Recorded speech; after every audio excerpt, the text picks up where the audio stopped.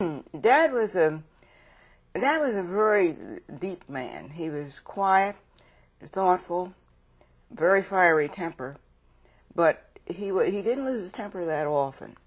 He was very thoughtful about his children. We thought he was tough.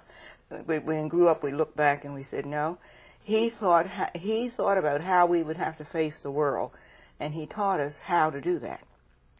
He gave us the strength to know how to take care of ourselves in every kind of situation. And he said, you know, you have to be strong. You have to know your short suit and your long suit.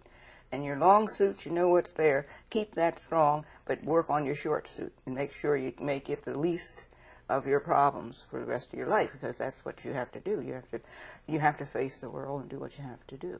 And the thing of it is, you can be all you can be. He didn't say that like the military did, but I thought about that when they started talking about that. I said, Pappy used to say that too. We called him Pappy. Pappy used to say that. Be all you can be. But he also was a strict disciplinarian.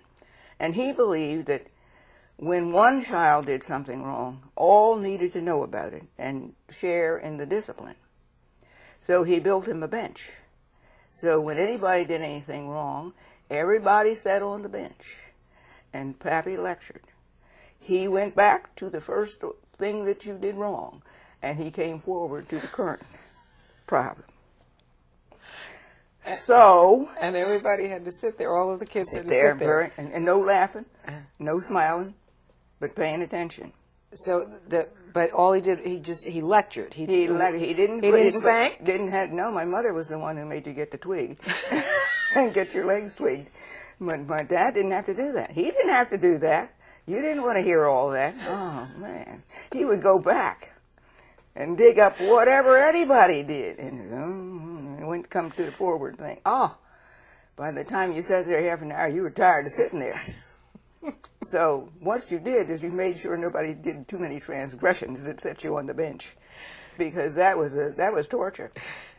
But my brother made it less torture. My brother Arthur, my brother John. Arthur became the clown later.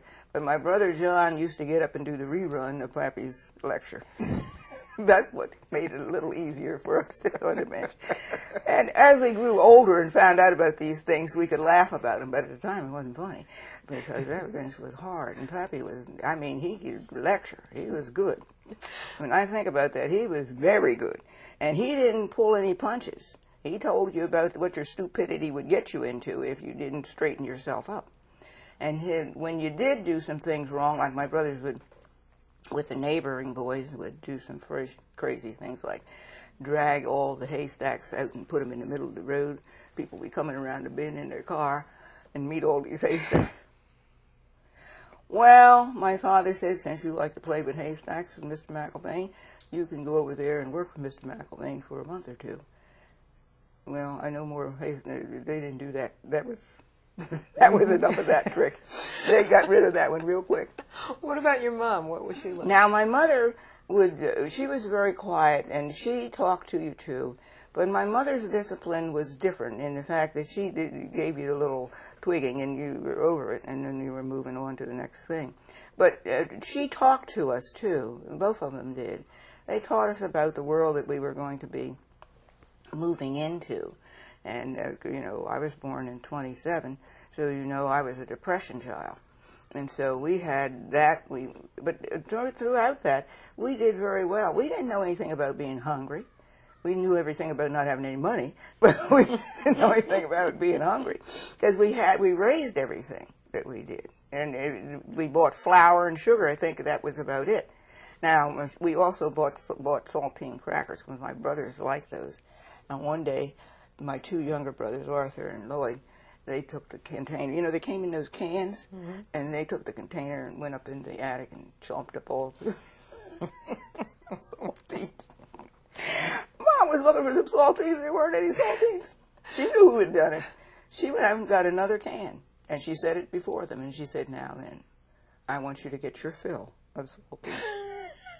She didn't have any more problems with saltines. So I think they used an interesting way of discipline, that there was no beating of a child and all that kind of thing, but it was trying to get to your mind and make you think and let you see. Well, you were stupid. That was dumb. You don't need to do dumb things. Don't do dumb things, because there's a penalty to dumb things, and you don't want that penalty because it can be a very severe penalty.